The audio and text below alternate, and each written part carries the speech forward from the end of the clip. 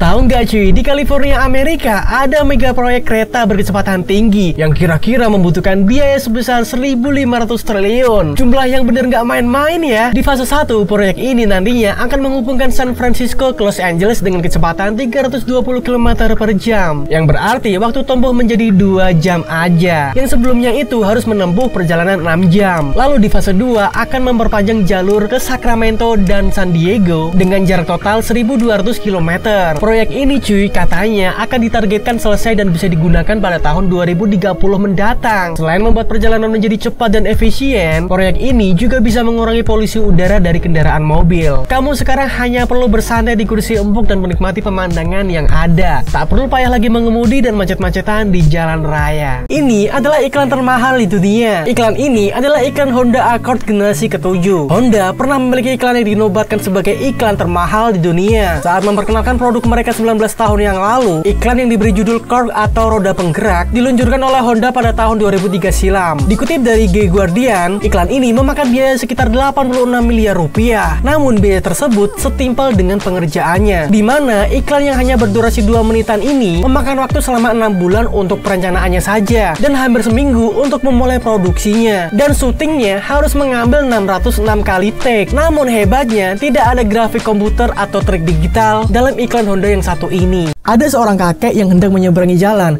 namun saat sudah sampai di tengah jalan, sebungkus plastik apel yang dibawa kakek itu tiba-tiba jatuh dan membuat apel di dalamnya jatuh berserakan. Karena kakek melihat detik lampu lalu lintas yang akan berubah menjadi lampu hijau, si kakek pun terus menyeberang tanpa menghiraukan apel-apelnya. Tak disangka, beberapa pria pengendara mobil itu keluar untuk mengambil apel milik si kakek itu. Mereka bergotong royong untuk mengumpulkan apel-apel milik si kakek tadi. Dan mengejutkannya lagi, ada petugas yang mengatur lampu lalu lintas agar tetap lampu merah. Nah, akhirnya apel-apel itu dikumpulkan lagi ke dalam kantong plastik untuk kemudian diberikan ke si kakek. Buat kalian yang suka videonya, like, comment, and subscribe ya. Gadis ini shock banget karena ternyata kamera barunya bisa nunjukin kejadian masa depan. Setelah dia moto apelnya secara estetik nih, dia pun langsung makan apel itu. Tapi nggak disangka, ternyata hasil fotonya tadi, apelnya itu udah digigit, persis kayak gigitan barusan nih. Dia makin penasaran dong. Akhirnya dia coba moto jam dinding nih. Apakah benar hasil foto yang ada di kamera ini adalah gambaran masa depan? Dan bener banget cuy, saat fotonya muncul, jarum panjang jam itu udah maju duluan aja cuy. Gadis itu cuma nyengir aja tuh, karena mungkin dia mikirnya gini, wah gue bisa jadi peramal terkenal nih berkat kamera ini. Kemudian dia iseng tuh fotoin tanaman yang ada di meja. Loh, hasilnya kok hilang? Apa tandanya nanti ada yang ngambil? Dia coba ambil foto lebih jauh. Tiba-tiba ada yang ngetuk pintu. Sambil nunggu foto tadi, dia mau buka pintu tuh. Tapi ternyata hasil foto terakhirnya menunjukkan kalau dia dicekik seorang pria dan dipukul pakai tanaman itu.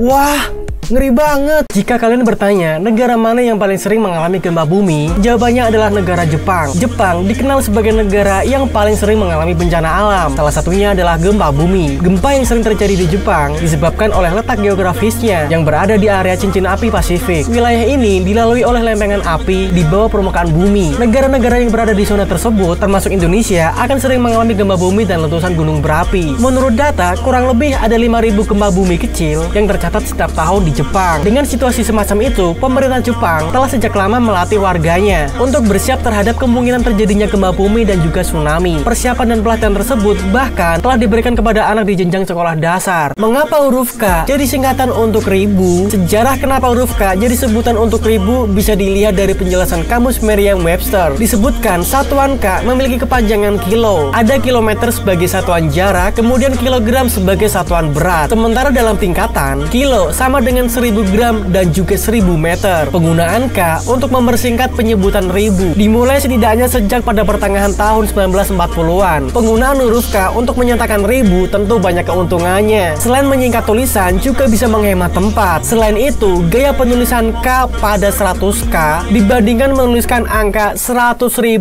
misalnya, justru mengandung unsur psikologis. Artinya, bisa menyebabkan banyak pelanggan merasa jauh lebih ringan dengan melihat harga tersebut. tersebut. Paham nggak sih? Inilah alasan kenapa tabung truk molen muter terus meski di jalan. Pasti kamu udah nggak asing lagi dengan kendaraan yang satu ini. Truk mixer atau yang biasa kita kenal dengan truk molen dipakai untuk mengaduk campuran beton siap pakai dan juga ngangkut adukan beton ke lokasi. Dan kamu pasti pernah melihat tabung molennya ini muter terus pada lagi di jalan. Ini bukan sekedar iseng atau lagi gabut ya cuy, tapi memang pada dasarnya tabung truk molen ini muter terus kalau ada isinya. Lalu sebenarnya tujuannya buat apa sih? Yang pertama, agar komposisi adukan betonnya mulai dari komposisi semen, pasir selalu sama dan juga terjaga kekentalannya. Yang kedua, kenapa tabung molen muter terus? Agar adukan di dalamnya ini nggak ngeras dan juga jadi padat. Kalau misalkan ngeras dan juga padat, pasti ngeluarinnya ini bakal susah. Ketika sudah sampai di lokasi pengecoran, tabung molennya ini akan tetap berputar dan putarannya ini akan berbalik arah dengan kecepatan yang lebih cepat. Yang mana agar adukan beton ini bisa keluar lebih cepat melalui saluran. Nah, baru deh kalau udah bersih banget isi tabung dari truk molennya ini, tabung molennya ini akan berhenti berputar. Mega proyek Lusail City di Qatar. Katanya nih guys, ini adalah kota yang paling aman. Letaknya ini berada di sekitar 23 km